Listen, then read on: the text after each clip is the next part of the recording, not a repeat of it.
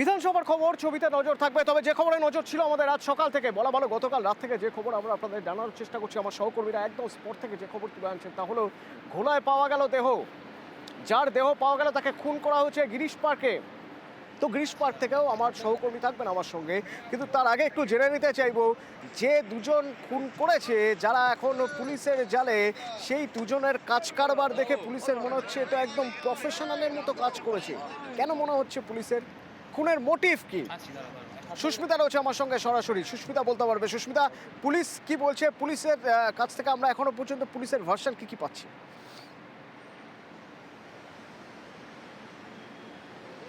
দেখো, পুলিশের প্রাথমিক অনুমান যে ঘটনা ঘটেছে ইতিমধ্যেই, সেই ঘটনা একেবারেই পেশাদারি যারা এই খুন বা পেশাদার কিলার যারা বলা যায় সেই রকমই ছাপ। তার কারণ গতকাল থেকে যে ঘটনা নিয়ে একেবারে চাঞ্চল্য ছড়িয়েছে, আবারও একবার ট্রলি ব্যাগে দেহ উদ্ধার। শুধুমাত্র তাই নয়, যে ভাগারামের দেহ ইতিমধ্যে উদ্ধার হয়েছে, সেই দেহের যে বৈশিষ্ট্য বা দেহের যে পরিকাঠামো ছিল সেই ব্যাগের ভিতর, তা দেখে পুলিশ এটুকু স্পষ্ট যে যেভাবে খুনটি করা হয়েছে তা কার্যত পেশাদার খুনিদের মতোই কাজ। তার কারণ প্রথম কফিতে যে ঘুমের ওষুধ, সেই ঘুমের ওষুধকে দিয়ে ভাগারামকে অচেতন করা, পরবর্তী সময় শ্বাসরোধ করা, খুন নিশ্চিত করার জন্য গলার নলি কাটা। শুধু তাই নয়, গলার নলি কেটে যে রক্ত ফিনকি দিয়ে বেরোনো বন্ধ করার জন্যই মোটা সেলোটেপ দিয়ে সেটিকে বাঁধা, মুখ সহ গলার যে অংশ কাটা হয়েছে সেটিকে পুরোটাই সেলোটেপ দিয়ে বাঁধা হয়েছিল যাতে রক্ত বাইরে বেরিয়ে না আসে। এমনকি ট্রলি ব্যাগের ভিতরে ভরার সময় দেহ যাতে কোনোভাবেই বাইরে বেরিয়ে না আসে বা সঠিকভাবে দেহকে ওই ট্রলি ব্যাগের ওইটুকু জায়গার মধ্যেই রাখা যায়, সে কারণে হাত এবং পাতেও সেলোটেপ জড়িয়ে বেঁধে সেই ট্রলি ব্যাগে দেহ ভরে দেহ লোপাটের চেষ্টা করা হয়েছিল। পুলিশ সূত্রে এমনটা জানা যাচ্ছে যে দুইজন ইতিমধ্যে অভিযুক্ত পুলিশের জালে ধরা পড়েছে, সেই দুইজনের সঙ্গে পূর্ব পরিচিত ছিল ভাগারাম। এমনকি ব্যবসায়িক লেনদেন ছিল, ব্যবসায়িক লেনদেন এবং প্রায় 6 থেকে 6.5 লক্ষ টাকা দেনা ছিল এই ভাগারামের এই দুই অভিযুক্ত গ্রেফতার হওয়া যে ব্যক্তি দুজন তাদের কাছে, এবং দুজনই রাজস্থানের জালোরের বাসিন্দা, এমনটাও পুলিশ সূত্রে জানা যাচ্ছে। তবে এই যে ভাগারাম, যিনি মেচুয়া এলাকায় থাকতেন কলকাতা শহরে এবং ব্যবসা রাজস্থানী কাপড় কিনে ব্যবসা করতেন, আর সেই ব্যবসায়ী পুরো ব্যাপারটা গিরিশ পার্কের ওই মুক্তারামবাবু স্ট্রিটে ওখানেই হয়েছে পুরো ব্যাপারটা। তো সেখান থেকে স্পট থেকে আমার সহকর্মী থাকবেন, তবে তার আগে আমার সঙ্গে এই মুহূর্তে ফোনে রয়েছেন অপরাধ মনস্তত্ত্ববিদ হিরণময় সাহা। হিরণময় বাবু, কোথাও একটা এরকম কি মনে হচ্ছে যে কিছুদিন আগেই কুমারটুলিতে আমরা দেখেছিলাম যে ট্রলি ব্যাগ বন্দি এক দেহ পাওয়া গিয়েছিল, তারা দেহ লোপাটের জন্য বেছে নিয়েছিল ট্রলি ব্যাগ, মা এবং মেয়ে সেই দেহ তারা নিয়ে এসে এখানে একটা ফাঁকা জায়গা দেখে ফেলে দেওয়ার ছক করেছিল। তো এক্ষেত্রেও যখন কেউ খুন করে ফেলেন বা অপরাধ করে ফেলেন, তারপরে দেহ লোপাটের জন্য হাতের কাছে উদাহরণ হিসেবে সেই কুমারটুলির কথাই মনে এসেছিল বলে মনে হয় আপনার? এটা শুরু হয় অনেকদিন আগে থেকে। বাংলাদেশের একজন এমপি খুন হয়েছিলেন কলকাতার কোন এক হোটেলে, তাকে একটা ট্রলি ব্যাগে করে তার দেহ লোপাট করা হয়েছিল, সেটা বহুদিন বাদে আইডেন্টিফাই করা গেছিল। তারপরে কুমোরটুলির সেই ঘটনা। আসলে মানুষের অর্থনৈতিক ব্যাপারগুলো নিয়ে খুব টানাপোড়েন চলছে। আমরা বারবার দেখতে পাচ্ছি যে অর্থের লোভ বা অর্থ দেনা করা বা দেনা শোধ করতে পারবো না জেনেও দেনা করা, তার ফলে এগুলো হচ্ছে। এবং এই যে কপিক্যাট, এই যে একটা অনুকরণ করার প্রচেষ্টা বারে বারে আমরা দেখতে পাচ্ছি। প্রথমত খুন করার একটা প্রবণতা বাড়ছে, এটা কোনো মানে হয় না। মানুষের মূল্যবোধটা খুব কমে গেছে।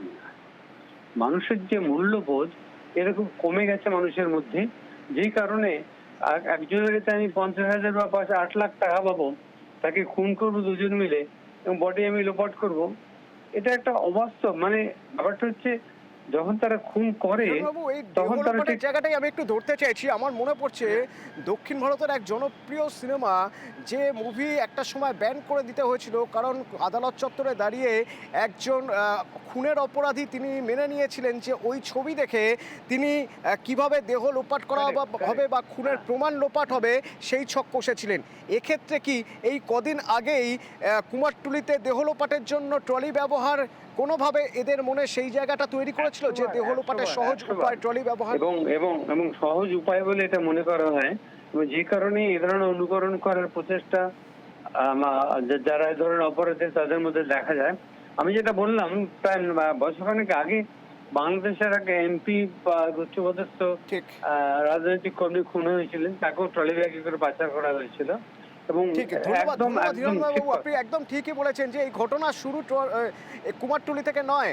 বাংলাদেশের এক এমপি সাংসদ খুন হয়েছিলেন, তার দেহ বহুদিন পর ট্রলি ব্যাগ থেকে মিলেছিল। অর্থাৎ ট্রলি ব্যাগে দেহ কোথাও একটা সরিয়ে রেখে দিলে চট করে সহজে কারো চোখে পড়বে না বা দেহ লোপাট করা যাবে, অপরাধ ঢাকা যাবে, এই একটা প্রবণতার জায়গা। এবং সেটা কোনোভাবে অনুকরণ করার চেষ্টা, সেখান থেকেই হয়তো গিরিশ পার্কের এই দুই ভাই তারা ঠিক করেছিল খুন করে নিয়ে এমন একটা জায়গায় ট্রলিতে ভরে রেখে আসবে দেহ, যে যতদিনে পর্যন্ত পুলিশ তার নাগাল পাবে ততদিন এরা দুজন হয়তো আবার রাজস্থানেই ফিরে যেতেন, হয়তো রাজস্থানেই ফিরে যেত, তাহলে তো ধরাছোঁয়ার বাইরে চলে যেত।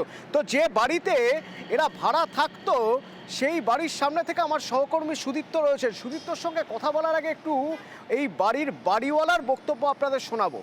ফোনে তার সঙ্গে আমরা যখন যোগাযোগ করেছিলাম তিনি বলছেন এই দুই ভাইকে তো তিনি ভাড়া দেননি, আর একজনের নাম বলছেন, শুনুন।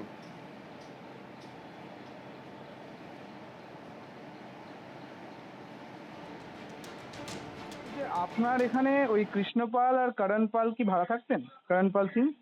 না, ওরা আমার কাছে থাকতো না। উনি রমেশ প্রজাপতি আছে না, হ্যাঁ। ওর কাছে ওর লোক ছিল। রমেশ প্রজাপতি কোথাকার বাসিন্দা? ও রাজস্থানে আছে। আচ্ছা, কতদিন আগে আপনার কাছে ভাড়া নিয়েছিল? আমার 9-10 মাস হয়ে গেছে। এগ্রিমেন্ট করেছিলেন? হ্যাঁ হ্যাঁ, কার নামে এগ্রিমেন্ট ছিল? রমেশ প্রজাপতি।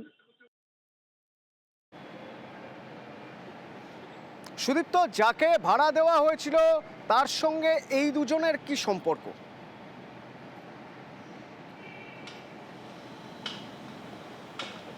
দেখো অতনু, একেবারেই ঢনঢনিয়া কালীবাড়ি থেকে কিছুটা দূরেই এই যেখানে দাঁড়িয়ে রয়েছি, অর্থাৎ 165 মুক্তারাম বাবু স্ট্রিট, এবং সেই বহুতল যেখানে ভাড়া দেওয়া হয়েছিল, যাকে ভাড়া দেওয়া হয়েছিল তার নাম রমেশ প্রজাপতি। তিনিও কিন্তু রাজস্থানেরই বাসিন্দা।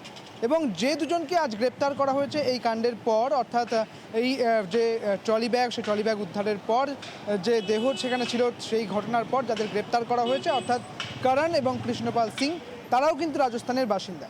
যেটা জানা যাচ্ছে যে 9 মাস আগে এই বহুতলের মালিক অনিল জসওয়াল, তিনি কিন্তু এই রমেশ প্রজাপতিকে কিন্তু ভাড়া দিয়েছিলেন এই ঘর। এবং এই ফ্ল্যাট যখন তাকে ভাড়া দেওয়া হয়েছিল, রমেশ প্রজাপতি কিন্তু একটি নয়, প্রায় তিনখানা ঘর কিন্তু ভাড়ায় রেখেছিলেন।